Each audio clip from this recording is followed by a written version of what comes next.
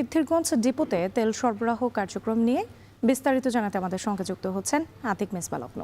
লগ্ন ডিপো থেকে কোন প্রক্রিয়ায় তেল সরবরাহ করা হচ্ছে এবং চাহিদা মতো দেয়া হচ্ছে কিনা রেশনিং পদ্ধতিতে? গত 2 থেকে 3 দিন ধরে আমরা দেখতে পেয়েছি পাম্প মালিকরা কিন্তু বলছিলেন যে তারা ডিপো থেকে তেল সরবরাহ পাচ্ছেন না। এই ইস্যুতে ডিপো কর্তৃপক্ষের কোনো ধরনের বক্তব্য পেয়েছেন কিনা আপনি?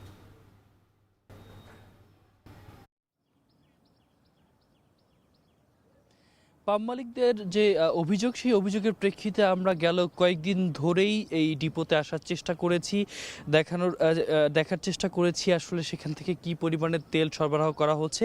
এখন আমরা যেখানে দাঁড়িয়ে রয়েছি এখান থেকে স্পষ্টভাবে ডিপোর অভ্যন্তরে আসলে কোন ধরনের কার্যক্রম চলে প্রতিটি বিষয় কিন্তু এখান থেকে দেখা যাচ্ছে। আমরা গেল কয়েকদিন আসলে এখানে আসতে পারিনি, আজকে আমরা পেরেছি। এখান থেকে যেমনটি দেখা যাচ্ছে নারায়ণগঞ্জের সিদ্ধিরগঞ্জের এই যে ডিপো রয়েছে, এখানে মোট 2টি বুথে মোট 6 থেকে 7টি সাব বুথের মাধ্যমে তেল সরবরাহ করা হচ্ছে। আজকে সকাল 7টায় আনুষ্ঠানিকভাবে ডিপো চালু করা হয় এবং 8টার পর থেকে এখানে যে লরিগুলো আছে সেগুলো শৃঙ্খলা বজায় রেখেই ভেতরে প্রবেশ করে এবং ভেতরে প্রবেশ করে তেল সংগ্রহ করে।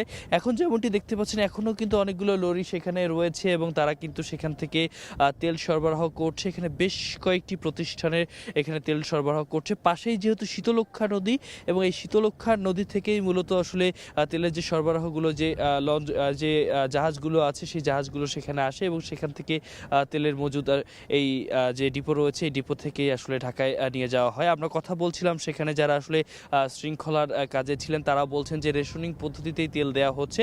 তবে এই রেশনিং পদ্ধতি মাঠ পর্যায়ে অর্থাৎ ক্রেতা পর্যায়ে না থাকলেও যে পাম্পগুলো রয়েছে তাদেরকে আসলে একটা রেশনিং পদ্ধতি মেনেই দেওয়া হচ্ছে। 2025 সালের মার্চ মাসের যে চাহিদা রয়েছে সেই চাহিদার প্রেক্ষিতেই দেওয়া হচ্ছে এবং এখানেই মূল ঘাটতিটা তৈরি হয়ে গেছে। কারণ আমরা জানি যে 2025 সালের মার্চের বাস্তবতায় বর্তমানে যে সংকট তৈরি হয়ে গেছে এবং লম্বা সারি দেখা যাচ্ছিল, তো এই বাস্তবতায় আসলে যে তেল দেওয়া হচ্ছে সেটা একটা অপ্রতুলতা তৈরি করছে।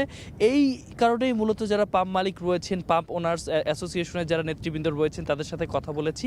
তারা অভিযোগ করেছেন যে মূলত যে তেল সরবরাহ করা হচ্ছে ডিপো থেকে সেটি একটি অপ্রতুলতা তৈরি করছে এবং এই অপ্রতুলতার কারণেই মূলত আসলে তাদের যে অভিযোগের জায়গা রয়েছে সেই অভিযোগের জায়গা প্রকট হয়ে উঠেছে।